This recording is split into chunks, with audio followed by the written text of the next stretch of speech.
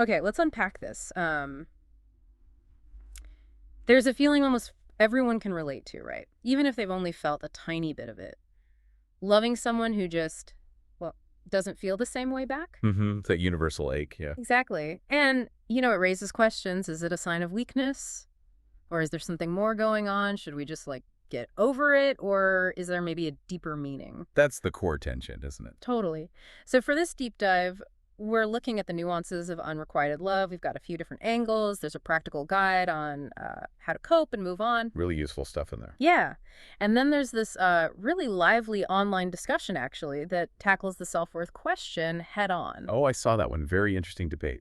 And finally, something quite different, a philosophical take that honestly kind of reframes the whole experience. That one's fascinating. Really makes you think. Right. So our mission, as always, is to pull out the key insights, the most important bits for you, give you that shortcut to understanding this really human thing. Let's dive in. Okay, so when you're right in the middle of it, feeling this unreciprocated love, it can be incredibly painful. Confusing, too. Definitely. It's isolating, even though so many people go through it. Yeah, and the first instinct is just make it stop, right? Find some relief. But our first source, that practical guide, it says there are actual steps you can take, things you can do to cope and, importantly, move forward. Exactly. And the starting point, according to this guide, isn't trying to ignore it. It's actually acknowledging your feelings. Okay, so not pushing it down. Right. The source points out that suppressing emotions, well, it often backfires. Studies even show it can cause, health issues down the line. The idea is to label the emotion, like really name it. It helps you get a handle on it. Like being a detective for your own feelings. Sort of, yeah. And it's crucial to separate feeling the emotion from acting on urges based on that emotion. You can feel sad or hurt or longing without, say, sending that text you might regret. Ah, okay. Feel it, don't necessarily act from it. Makes sense. What's next? Then there's this technique called radical acceptance. It comes from dialectical behavior therapy, DBT. Radical acceptance. Sounds intense. It can be, Hmm. but the core idea is accepting what you can't change in this moment, specifically the other person's feelings. It's not about saying it's okay or that you like it. Right. It's just acknowledging reality. Precisely. It's about observing your own resistance to that reality, reminding yourself, okay, this is how it is right now, and then critically focusing on how you choose to move forward from here. Acknowledging things like, people don't control who they fall for, but you control your next steps. It's about stopping the fight against what is. That feels like a really key distinction, accepting it as actual, not as desirable. So once you kind of make that shift inside, what does the source say about where to put your energy? Yeah, once you start detaching a bit from the fantasy, the what-ifs, the guide really pushes for creating strategic distance and finding a new focus. Okay, distance, like practical distance. Exactly. It's super hard to heal if the person is constantly, in your face or on your feet. So practical steps. Unfollow on social media, maybe avoid places you know they'll be for a while, limit contact. It gives you breathing room. Right, create space to heal. And then you redirect that energy, find meaningful distractions, start a new hobby, take on that project you've been putting off, maybe volunteer somewhere. Things that give you purpose. Yes, purpose, fulfillment, and maybe you meet new people, gain new perspectives. It helps shift your focus off the pain and onto growth. Okay, that makes sense. Redirecting the energy outwards. And crucially inwards too. The source really emphasizes nurturing your inner world. This means basic self-care, getting enough sleep like the recommended 7 to 9 hours for adults, eating well. It sounds simple, but it builds resilience. The foundations, right. Exactly. And alongside that, practicing gratitude, shifting focus to what you do have, what you appreciate. Could be journaling, thanking someone, or just appreciating your own ability to love, even if it hurts right now. It builds self-compassion. That's a nice reframe. And importantly, give yourself time. Healing isn't linear. Be patient. Be kind to yourself. Allow yourself to grieve. And if it feels like too much, Seek support. absolutely seek support. A therapist can offer compassionate guidance, strategies. There are even online options now, like BetterHelp, which some studies suggest can be effective for things like depression that might, come along with this. Those are definitely concrete tools, empowering people to navigate a really tough emotional spot. But, this whole experience, it often kicks up deeper stuff, right? About self-worth. Oh, definitely. And our next source goes right there. It's from a Reddit post, actually, where someone shared that their therapist told them, and this is a direct quote, "It's a sign of low self-worth to love someone who doesn't love you. Wow, that's blunt. Right. And Well, the yeah. person posting was really struggling with it. They were like, I don't feel like I have low self-esteem. I actually feel kind of brave for loving this much. It's a really provocative statement, isn't it? It absolutely is. And Hmm. as you can guess, the comment section lit up. Many people push back hard, saying that blanket statement is just, well, absolutely wrong, was a common sentiment. Okay, so what were the counter arguments? People brought up examples like loving your kids even when they're teenagers, saying, I hate you, or loving a partner who's battling depression and maybe can't reciprocate fully at that moment, or even a spouse with dementia who doesn't recognize you anymore. Right. In those cases, love isn't about perfect tit for tat reciprocation. Exactly. And it's certainly not a sign of low self-worth in those contexts. So the love itself isn't the issue. So what is the nuance then? Where's the line? The critical distinction that emerged in the discussion is this.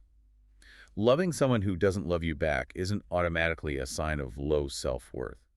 However, staying in a situation, particularly a relationship, where someone explicitly says they don't love you and shows no willingness to work on things that can potentially signal issues with self-worth. Ah, okay, so it's about the actions you take or don't take in response to the lack of reciprocation. Precisely. It's about recognizing when you're maybe clinging to an idea or a fantasy of the person rather than the reality of the situation. Someone in the thread used a great analogy. Relationships are like plants, not rocks. Plants, not rocks, meaning Now, they need constant nurturing effort from both sides, not 50-50, but both giving 100% of what they can. It takes work, and that requires open communication. Having those tough, define the relationship talks. the DTR conversation. Always awkward, but necessary sometimes. Definitely necessary. And understanding things like love languages.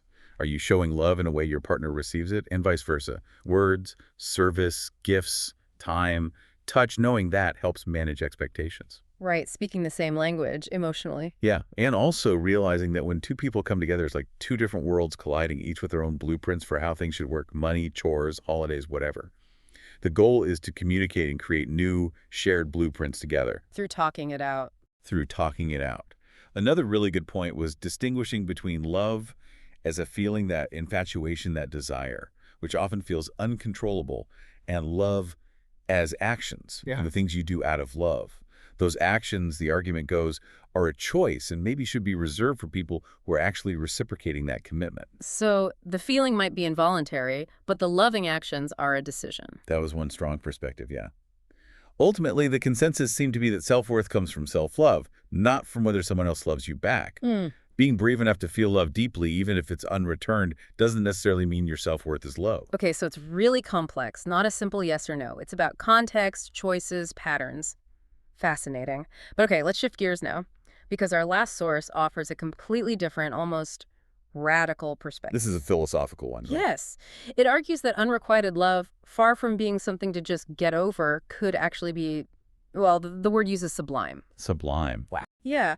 Like, what if this incredibly painful thing is actually an ultimate expression of your humanity? How does that even work? It's a deep philosophical argument. It starts with the idea that love, especially romantic love, is often irrational. Irrational, meaning irrational. Not quite irrational, more like beyond or outside of typical reason. Love isn't always justified by logical reasons like he's charming or she's kind. Because think about it, there are lots of charming, kind people. Why this specific person? That's called the problem of particularity. Ah, okay. So logic alone can't explain why we love one specific person. Exactly. And because it's irrational, love is often immune to practical, higher order reasons. You can't just logically decide, okay, it would be better for me to stop loving this person now and then just stop. Yeah, if only it were that easy. Right. It doesn't really respond to that kind of reasoning. And in this sense, you could even say love is fundamentally unconditional. The source uses the example of Sidney Carton from Dickens of Two Cities. Oh yeah, it is a far, far better thing. That's the one. He loved Lucy Manette. She loved someone else, but he still made the ultimate sacrifice for her happiness, taking her husband's place at the guillotine. That profound level of love, persisting without hope of reciprocation, shows its unconditional core. Wow, that's intense love. It is. And the really radical idea this philosophy proposes is to embrace the state of unrequited love. Not necessarily the situation, but the feeling itself. Embrace the pain. How? It's about adopting an attitude of affirmation. Instead fighting the feeling, rejecting it, which creates this internal conflict and bitterness, you tell yourself, okay, I'm in love, and that's okay. It doesn't mean you don't take practical steps like distancing, but you accept the existence of the love within you. It shifts the experience from purely bitter to maybe bittersweet, finding a kind of peace with the feeling itself. Affirming the feeling, not necessarily acting on it or staying stuck. Exactly. And this is where Immanuel Kant comes in. The source connects this to Kant's idea of the mathematical sublime. Okay, philosophy deep cut here. What's the sublime? Kant described the sublime as experiencing something immense, powerful, overwhelming, something that feels beyond our control or full comprehension, like staring at a vast mountain range or a stormy sea. And this feeling, Kant argued, points to a capacity within us, a faculty, which surpasses every standard of sense. So unrequited love is like that, an overwhelming feeling pointing to something bigger within us. That's the argument. Our capacity for this huge, irrational, unconditional feeling, even when it's painful and unreturned, isn't just a flaw or a problem. It's actually a sign of the depth and power of our humanity. It's an ultimate expression of who we are, revealing something profound about our inner landscape. It gives us a peek at what Kant called the supersensible, something beyond everyday logic and senses. That really does reframe it, turning pain into, well, into evidence of our own profound capacity. But practically speaking, for someone hurting right now, how do they access that sublime feeling without it just feeling like intellectualizing away the very real heartbreak? That's a fair challenge, but it's definitely not about dismissing the pain. The philosophy suggests it's more about a shift in perspective, maybe a gradual one. There's that W.H. Auden quote, "If equal affection cannot be, let the more loving one be me." It's acknowledging the depth of feeling itself as significant. Accepting the feeling's intensity as meaningful in itself. Yes. This depth, this relative helplessness before such a strong emotion, is part of being human. Love isn't purely a choice, the feeling often just is, and yet loving is also something you do. It's active. This paradox, this mystery around agency and feeling is part of what makes it profound. Unrequited love is exceptional because it endures against logic, against odds. In this view, by loving so deeply, even unrequitedly, you're kind of peering over Kant's edge, glimpsing this formidable, maybe even noble capacity within yourself. Wow, okay. So we've really covered a lot of ground here, from the very practical steps to cope and heal, The nuts and bolts of moving forward. to that complex debate about self-worth, where it's not about the love itself, but maybe the choices around it. Right. The context and the actions matter hugely. And finally, this philosophical perspective that elevates the whole experience to something potentially sublime, a sign of our deep human capacity. It's a lot to take in. It really is multifaceted, isn't it? Yeah. But what's striking, I think, across all these perspectives, whether you're focused on healing or questioning self-worth or seeking that deeper meaning, the common thread, is this incredible capacity for love that exists within you. Yeah, that really stands out. And that capacity, whether it happens to be reciprocated in a particular instance or not, it's not something to be diminished or ashamed of. It's fundamentally human. That's a powerful thought to end on. Maybe the biggest takeaway isn't just how to stop loving someone who doesn't love you back, but recognizing the profound truth that your ability to love in all its messy, complex, sometimes painful forms is actually a testament to the deepest, most resilient part of who you are. So maybe the question for you listening is, what stands out to you from our deep dive today, and what new understanding, perhaps, will you carry forward?